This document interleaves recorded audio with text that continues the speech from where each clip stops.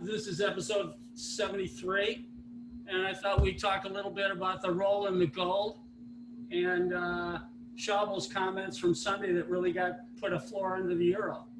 Yeah, it sure did. I think that's been highly responsible. It's interesting to watch the markets on Monday because I tried buying the euro all morning, and right before the noon close of Globex, I just said, I'm going long. It's along that in Canada, and it actually worked out right. Now I'm out, although I've traded it well, but I'm trying to find a way back into the euro. Now that we're above the 200-day, we got some interesting price action going. But as I said to you, I think on Sunday night, Monday morning, this was all Schweibel. And the only one who picked it up was outside of myself, honestly, is Adam Tooze wrote a really good piece in which he cited it. And the FT actually ran the article. Right here. So not the full article, but it was on, so on Monday morning, well, so that was Sunday's afternoon's paper, which is where I saw it. EU divisions laid bare by Frugal for recovery proposal. And I was going to write a blog, but I've really been tired. There's only so much you can get to. But as I cited from there, the article cites Schweibel in doing, to me, a pivot in his thought process. And this is not inconsequential, by the way. And I had written 2 weeks earlier that I was the only two people I really wanted to hear from after the court decision was Schweibel and Merkel, because those were the only two people who were going to matter as to how to proceed from here. And the reason that Schweibel was so important is because as the president of the Bundestag, he's really the second most powerful person, as far as I understand, in Germany, because whatever moves through there, especially on a fiscal basis, because that's, of course, the power of any parliament or Congress, is its taxing and spending authority. And with Schweibel in that centerpiece by design, what he had to say about the proportionality argument of the German High Court was going to be most interesting. So he does come out and he says, and the article quotes him about why he really, he says this, non-refundable grants rather than loans. And the Frugal Four were pushing for this to be a program of loans. And he's in favor of the grants were necessary to deal with an economic slump that we have not experienced in our lifetime. If Europe wants to have any chance at all, it must now show solidarity and prove that it is capable to act. Germans have an overarching self-interest that Europe gets back on its feet. Now, what this article didn't finish saying was that Schweibel used somewhat of a metaphor. He refers to, when he makes his statement, he refers to the loans, if they're loans like the Frugal Four, Austria, Netherlands,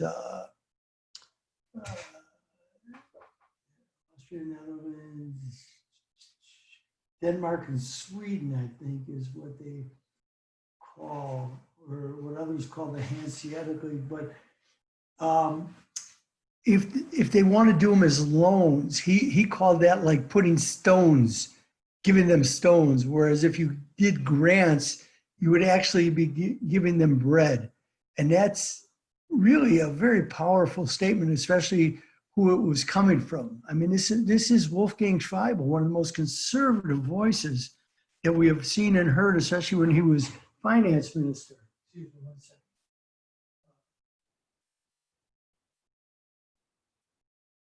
So I made this as very consequential. Of course, this was one of those days on Monday morning where I really thought the euro was going to take off. I just couldn't get paid, and I built up a nice position, and I made a few dollars. I mean, very negligible, but thank God I kept something of it. But I think this is as important as the Powell pivot in January of 2019. I can't say it more definitively than that. That's truly what I believe. That's how important this was. And you're starting to see, well, people say, well, you know, the frugal four are still going to fight this. You can fight it all you want. But people who say this truly don't understand the way the whole European edifice right now is set up, thanks to the Draghi, whatever it takes, and the building of the balance sheet. And it is now, I've stood on this for 8-9 years, and I'm going to continue, that it's all built upon the German credit card. So if the Germans say, no, we're not going to do this, we're not in favor, it's not happening. Yeah, I know the vote has to be unanimous, but I guarantee you the Germans will stare them all down and go, I defy you, because if you want me to pull the rug out on it, I'll pull the rug out on it. So what is your negotiating position? Kind of weak. I know everybody has the sovereignty of fiscal authority, but some people have greater fiscal authority, and you're now starting to see it. And really, Schreibel's turn here was very important. And if Merkel uses her head, she can really use this to her advantage, because again, from the conservative wing of the Christian Democratic Union, the CDU, Schreibel is his voice. Yes, we know about the Alternative for Deutschland, but I think Schreibel's prominence and voice is as great as anybody, especially when it comes to conservative issues. That's why I thought that this was so big. So that's my point. If anybody wants to talk more about it. Now, where do we go? I don't know. You know, Judd, my sense has always been we're going to go back and test that 125 in the euro. And I've said this for the last few weeks. Everybody's been bullish the dollar, and I said I think it's I think you're erring, because if the dollar goes higher, the Fed will fail dramatically. And I don't know whether I just happen to watch it myself, because I really have not been watching much of CNBC Live. And I was glad yesterday after that, you know, that Bobby Heenan staged controversy between Andrew Ross Sorkin and Joe Kernan was, if that's financial news, if that's responsible reporting, please. But Santelli, him and I had a long conversation yesterday morning before the Kernan. So we were actually, we're just discussing things, because I had texted him about my Schreibel view. So we called and talked. But then he didn't tell me, but he had Jim Grant on, and the 4.5 minutes with Jim Grant was actually pretty good, because Jim Grant, who I have a lot of respect for his long work and high quality work, you know, really talks about, and Rick gets to him with the dollar and everything else. So it's worth going back and finding if you can, because Jim Grant is worth listening to. But it's that same thing. Tell me what the Fed's purpose here. If the Fed's purpose isn't what we've talked about, to weaken the dollar in a far bigger picture and flood the system with liquidity to prevent insolvencies, then I don't know what their purpose is and where they're going. So that's my view, and it's been my view. So we'll see the way it plays out. But we've seen some of the commodity currencies, of course, strengthen against the dollars as in real time. We talked about the ruble, we talked about the peso. The Brazilian real strength is kind of surprising, especially with everything going on there. But I think that's more indicative that the real was just so cheap. And it goes back to how we, you know, when we looked at that chart of that soybean prices in terms of real had made all-time highs. And it's interesting, really, since we've discussed that the real has got some type of rally and appreciation. But that's where it lies. So if anybody else has any questions or wants to discuss anything else, I'll give you a little bit of time, but not too much. What else you got? Hey, Ira, it's Pete. How you doing? Yes, good, Pete. How are you? I'm good. I'm good. Hey, so the China stuff. This is. Oh, okay. Yeah. We have so many points of conflict now with China. Yes. Strategic in the South China Sea. Yes. Trade, intellectual property, world public health, Hong Kong. They're encroaching in all these weak developed countries and trying to spread their influence everywhere, and really more and more overtly look like an outright enemy. What do you think? What do you think in the markets? Well, you know, when you look at it, you know, and I respect what markets say. So a lot of times you'll hear commentator, you know, but everybody has their narrative that they want to. Yeah, but right now the market says, hey, you know what? We're not sure what to make of it, but we don't think it's as bad as it could be. And again, you know, people will make a big thing out of Hong Kong. I think Hong Kong is a sideshow. My area will always be what the Chinese do with Taiwan, because that's been the issue since Nixon went to China. And the question always, especially in academic circles, you know, was the concept of using irrational actor models. You know, is Taiwan worth thermonuclear war with the Chinese? And that's not a rhetorical question, by the way. Because, you know, if you go back and look at the history, and you go back to the 50s, you know, the great CIA who missed so much of things in the world, not that they don't do some good things, but listen, back then it was the world, and look at you, go open Newsweek and Time magazines from the 50s if you want to have some fun, even the New York Times, and you read about, of course, the communist monolith, you know, China and the Soviet Union, but of course, then there's what's called the Great Schism in 57, when the Chinese and the Soviets break.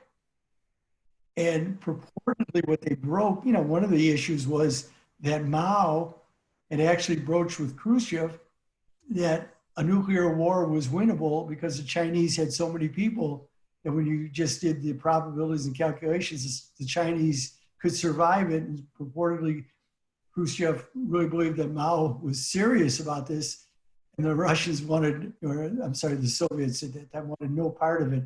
So you do get a great split. And so, you know, and China back then would make, you know, interesting moves against Taiwan. They would fire missiles or whatever across the straits of Taiwan. They would fire upon the islands of Quemoy and Matsu.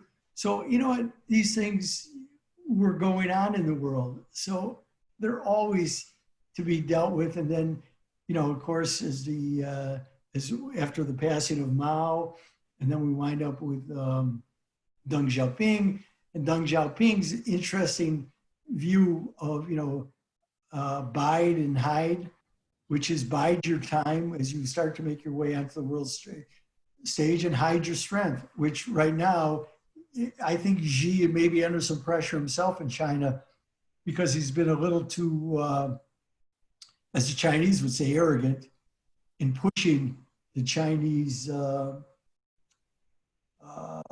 2025 initiative, the Belt Road initiative. So there's a lot of things going on, and the Chinese are certainly getting beyond Biden hide, and they would say, well, that's why the U.S. is pushing.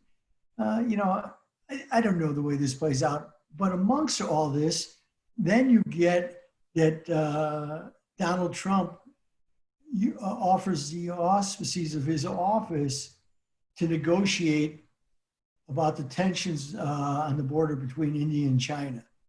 Now, you know, most people don't know that in 1962, China and India fought a war called the China-India War. And probably one of the best books to read about it is, his last name is Neville Maxwell, I believe. And it tells you, you know, so the tensions have been there. And it is interesting that when, again, just like with Putin, when focus is somewhere else, nation states don't sit idly and wait for, you know, and act statically. There are things that start to move more to the fore, and they're trying to take care of situations that may have been simmering. But China, you know, right now, and I think this is critical to looking at U.S. policy, pay attention to Steve Bannon. You know, I've always watched Bannon from the day that Trump has gotten elected. I wrote many blogs about the influence of Bannon when they actually got rid of him from the White House, and an official position, I thought that was bad. A lot of people celebrated it, but I said, no, that's bad because now you can't really call him on the carpet. He has no official standing. But for a guy with no official standing, he seems to get around a lot and into places that I certainly couldn't get into, or even people of much greater prominence. But he finds his way there, and he gets so. And Bannon said recently that going into the election, it's going to be China, China, China. So, I pay attention to it. And is the Trump administration provoking in order to create a greater sense of urgency and really get his base, and even those, Michigan, Wisconsin, those who, benefited from some of Trump's jingoism, to get even more involved in this. So, because, I didn't understand the China, China, China. You know what? Is China that great a threat? You know what? I'm much more of a Graham Allison person. I think you fall into a Thucydides trap. I think the world is big enough. And if we deal with it right, there's room for a lot of major players that doesn't have to be a sole hegemon in the world to make the world right. So, because I always think imperial ambitions and empires are very expensive in blood and treasure, and much to see better ways around it. So, but I don't have an answer. But the market right now seems to be discounting it, even the Australian dollar, which you would think would be under some pressure here because it's in their backyard. And the fact of the matter, the Aussie's been rallying too. So I really, that's a long answer to a short question, but I don't know what to make of it. But I certainly wouldn't buy gold off of it. That's not until the Chinese tell me that they're monetizing in a way that we haven't seen, but okay. All right, so what do you make of this whole delivery thing that's been going on with the gold and the fact that they couldn't get product to New York for the last couple of months? Well, Judd, it's a good question. I say look at the open interest. Actually, I bought some gold yesterday really well because I had some nice support levels down in the 1680s and waited a long time for it to get there. But because the open interest in June and first delivery notice is tomorrow, the open interest numbers were quite large. And that's what I saw back in the March, April situation. And then there was that article that some of the large gold trading banks, via London Bullion, the LBMA, were backing off because several of them got waxed so badly, being short the futures against their physical, that they weren't playing. And I saw that I couldn't buy, even though my clearinghouse is going, first notice day is Friday, you got to be out of the June contract and into August. But the August premium was running at one time yesterday, $19. I was actually going to put on some spreads, almost thinking that Ronnie England was going to fill them for me. Yeah, here you go. Well, it's still a pretty good, it's still $15. Yeah, but it did correct yesterday, $7. But I'll tell you what, I just did not have the internal fortitude to do the trade. And by the end of the day, it actually made some money. But I'm just hoping that it comes in so that it'll make it easier to buy the August. So right now I'm out. If anything, I still have some June orders in for the day, just to scalp if they get down there. But I'm watching this. Let's see, and I would advise watching to see what happens with that June interest. And you can run a historical analysis of how large the open interest is relative, to past periods. I mean, there's still like almost 7,000 open interest when I looked at it about an hour ago. 7,000, it should be. But yesterday was, what was the number? Not 95,000? No, it's got to be more than 7,000. Oh, maybe that was just, Did they maybe that roll was just that many? traded. Yeah, I thought it was like 95,000 yesterday, which was, pretty enormous to me, but, uh, I don't know. I don't have it up yet today, so I haven't taken a look at it, but. All right, so here, this was the June gold yesterday, and you can see that double bottom on the 100. And Yeah. then look at the, and this was Peter getting me to look at all this stuff just around 9 o'clock, because I wasn't focused on it at all, because we were still going risk off and at the time, and I just needed things to settle out a little bit. But here it's, when you look at the August contract, it's a much clearer picture. Hold on a second. Uh, yeah. Okay. Yeah. And you know what? And it's a pretty stiff premium. So do I want to pay it? I'm rushing to, because I saw what happened. March, April. Well, at some point it cost me some pretty good money, but then I was able to make it all back. But it did teach me a lot that I have to pay attention to these again. It's been so long, and being an old spread, I was a pretty good spreader in the gold as well as other things. But I haven't really seen the opportunity, of course, with interest rates this way. But now we have another dynamic involved. So again, another learning experience. And how can I avail myself to maybe be on the right side of it? Because I was playing with some options, actually. And if we remember, option vol. Hold on, let me put up the gold option.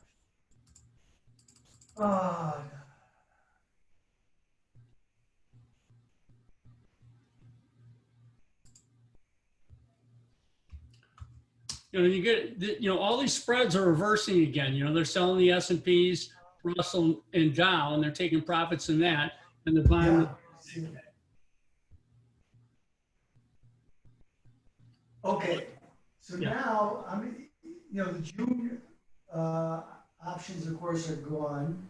So we're into August, but here's a big difference. We're back in the March, April delivery situation. Those vols spiked on the gold to a 65%. That was like one of the tells. And I wasn't, I thought I was selling it great at 40 and 45, and I got beat up pretty good. Not that I had I wasn't selling of any significant size or anything. It's not the way I was just kind of dabbling and learning. But vols right now in the gold options are only 17%, which if I probably measured them out, that's probably, they were down at 8.5, 9 for a long time when, everybody was crushing vol because that was the strategy. But, 17% is not ridiculously high for the gold options. So I'm also paying attention to that as, because if there starts to be something of consequence, that volatility should spike, but I haven't really seen it yet. So I'm being patient. And Peter's asking the right questions. So now, anything else? Because this euro has been interesting, and actually as good as anything else has been the euro yen and the euro Swiss moves this week. So some of the rally, of course, is coming to. Many people have been short the euro, especially on not only against the dollar, but they were certainly short against the yen, and we know, they had it on the floor at 105, maybe a little through there on the euro Swiss, but we've had pretty good moves this week. And of course, there was a sponsored piece on Forex Factory under the I forgot who, Dan Denning or something from the CME, saying that the euro Swiss was going to par. And he came out with that on Tuesday, and I go, you're not totally you're unaware of the impact of Schreibel.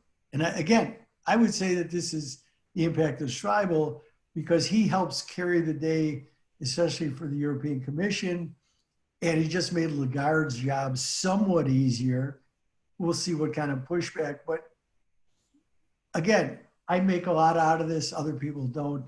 I would go see Adam Tooze's tweets. Adam Tooze is one of my best favorite reads now. Him and Ambrose Evans Pritchard are a must. Not that I always agree with Pritchard, or he doesn't really give you a trading outcome, but he's worth the read because he's enlightening. And really, that's all that I'm seeing. But you're seeing the euro impact, and if it's able to sustain this time, because we saw it run into the 200-day moving average for several previous weeks when I was starting to sense that the dollar, in my analysis, should be coming off, and it would get up there, and we talked about it many times, and then would get hammered because Europe would do something really stupid. Because Europe, the world is really craving an alternative to just dollar funding. We've just seen the dangers of dollar funding, and that was that the dollar ran up too aggressively, and it was wreaking havoc, especially on the emerging markets. So they need something besides the dollar as a form of liquidity. So that's how I make that.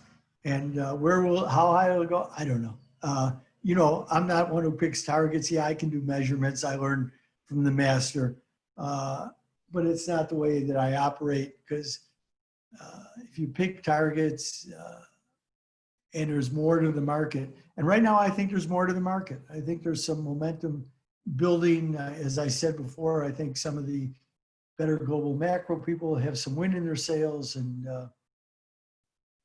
I think we're going to get some movement. And again, I would go watch that Santelli, Jim Grant, absolutely in the camp that we've been in about a weaker dollar and the coming inflation. And Santelli really asks them the ultimate question, because, and Rick actually gives me a shout out, because we had talked about it yesterday morning.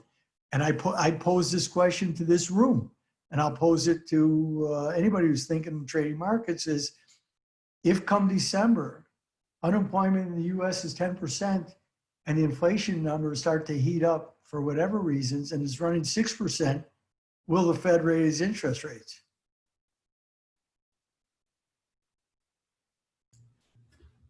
I think that's a function Sounds of, like tips are a good play to that, huh? Huh? Sounds like tips are a good play for that scenario. Yeah, you're gonna have to figure out, because if they, that's why the Fed is busy dabbling in yield curve control, by the way, because now that so much has been thrown at this, see, it's not a war, but the reaction to it has been almost as if it's a war. So now that they're in so deep, and it's just not the Fed, it's of course the Treasury and of course Congress with massive amounts of funding programs. Can you imagine if you got a spike in interest rates and the cost of financing all this debt exploded? That will be the critical political variable for the next 10 years. Because if interest rates rise and funding costs rise, the amount of discretionary programs that will have to be cut are going to be enormous. Enormous. Do the math.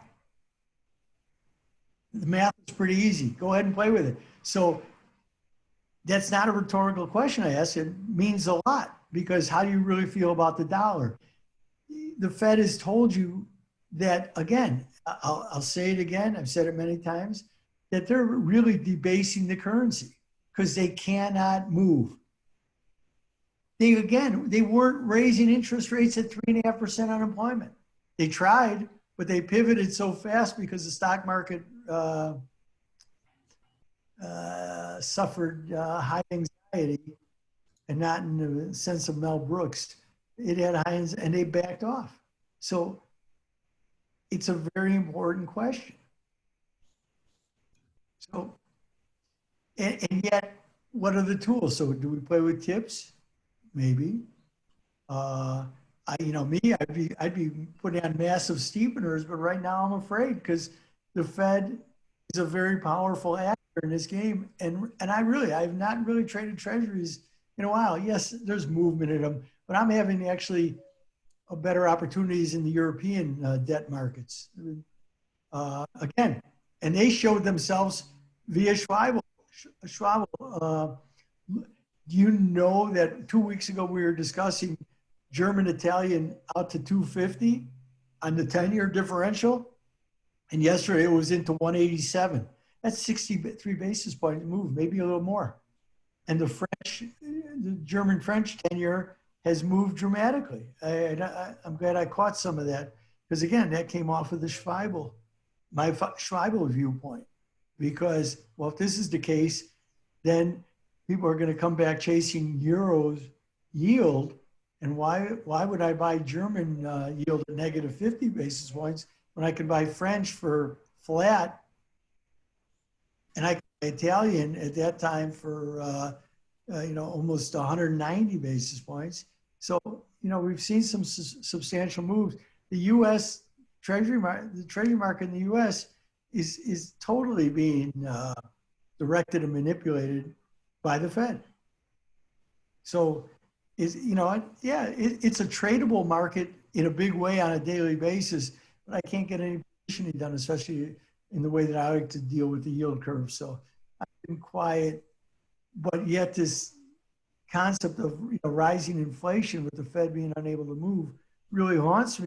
And I know what ought to be taking place, but because the Fed has totally broken the signaling mechanism, and they have for 12 years now, broken the signaling mechanism of the U.S. Bond market, it makes it difficult. Yeah, well, I'm looking at the Bund Italian. Yep. It's 200 day, and that thing's really oversold. So you got to be careful of that. Yeah, and put up the French, German too. You'll see it. Yeah. There it is. Yep. Look at that move this week. Big. That's an interest rate spread. That's a sizable move, but it shows you how caught off people were, and they really everybody's out there. Oh, the euro, Goldman changes every other day what their view is.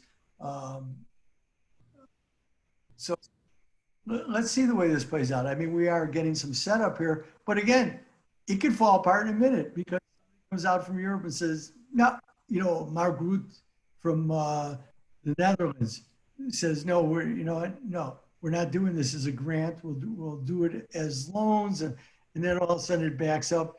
But I'm going to use that. I hope that happens because I'm going to use that as a buying opportunity for the euro, especially. Do some deep work on some support levels where I'm comfortable at, besides the 200-day, because that's just now a swing pivot as far as I'm concerned. So I'll be watching this, but there's definitely some mood change in the sense that there's a pivot. But again, there's a lot of people in Europe who talk, and as I like to say, those who talk don't know, and those who know don't talk. So I'll adhere to that. That's why television is a waste of time. You know what? I'm going to tell you that's right, except when Ira Harris comes on, then he's worth listening to. Yeah. Or your buddy Santelli does a good, memorable rant. He does, but he lets himself get caught up with the Bobby Heenan methodology of CNBC. Yeah, he and Judd Hirschberg do great rants. All right. Okay. That's what I got. I hope that was some clarification. Yeah, it always is. Oh, I'll give you one more thing, and it's a story I have. The Russians are pushing ahead with Nord Stream 2. Right. Did you see that story? Yeah. Yeah, very important story because they're basically going, come on, sanction us. We're going to get this done. We bought this ship, and they sent the ship to travel without having to go to Suez because they didn't want to possibly be blocked. So they went all the way around from, outside of Vladivostok to get to, I guess, up into the North Sea. They had to go all the way. But they're trying to circumvent what the U.S. did in December with blocking the Swiss from providing the technology to complete the last 160 meters of Nord Stream 2. And I've maintained That's the thing that irritates Putin more than anything. That sanction, and that was like, and to me, that's why he went after the oil market in a very direct fashion, because he's very upset with the U.S. and he knows, and now he knows how vulnerable they are. He those late sanctions on Nord Stream really irritated him because Nord Stream is a big project for Putin, very big. So it's another thing to pay attention to. There are a lot of things going on besides COVID. So as always the case, so do pay close attention and see what the United States, of course, Ted Cruz opened up his big mouth because, oh yeah, we're going to sanction him. Not so fast, Teddy boy. Not so fast. So I think China. I think for how to block China to keep them busy enough. I think. Well, you know what? Yeah, but again, we shall see. Yes, listen, I understand, and I have to listen to that Chris Patton, who I can't stand, who was the last governor of Hong Kong, who signed over.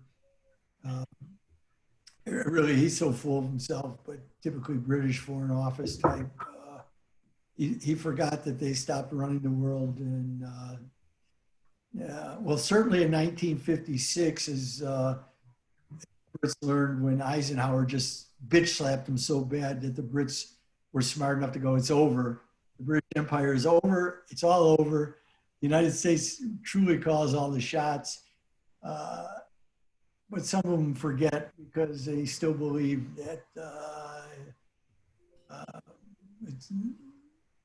that the British rule the seas, British rule nothing, except that they're nice people and they did a far better job in empire than a lot of other places. But that gig is over.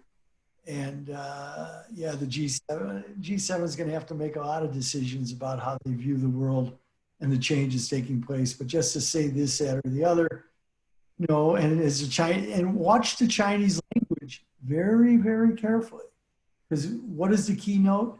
Is that this is an internal issue for the Chinese. So keep your noses out of it. That's the drum that they keep beating. So, and again, for all those who believe in the sanctity of the UN, if this doesn't make you laugh, because the Russians and Chinese can block anything in the UN. They have complete veto power, being one of the 5 permanent members. So the UN becomes insignificant, I guess, huh? Yeah, and that was a whole interesting thing going on there with the UN and the circumvention of them. Well, you know what? The UN only holds sway for CNN and MSNBC, unfortunately, because they'd like to believe that there is some world order, but how can you have that when 3 of the biggest miscreants, I'll include the US in that, who throws its weight around when it wants to throw its weight around, but certainly the Russians and the Chinese, they go about their business and do what the hell they want anyway. And knowing that they'll veto anything that they want to veto. Because that's the way the UN was built, with the 5 permanent members each having veto power. And it always interested me that China was a member of the 5, was one of the 5 permanent members, because when the UN was put together, China was less than a stellar power. So I'll have to go back and read some of my stuff from that period. Or looked at it more because they were a burgeoning atomic power and they wanted them in the club. But they really weren't. They weren't. They don't get the bomb until the 50s. They were already a member. So I have to see what went into that thought process. In fact, unfortunately, it's been 10 months since a voice who I would have loved to have talked to about it is gone. But I'd like to hear Kissinger opine on that. There'd be a question I would ask him. He might never come back on my show, though, so that would blow my access. Okay, I think that about covers it. So until we until we meet again. Okay, thank you. All right. Okay. Yeah.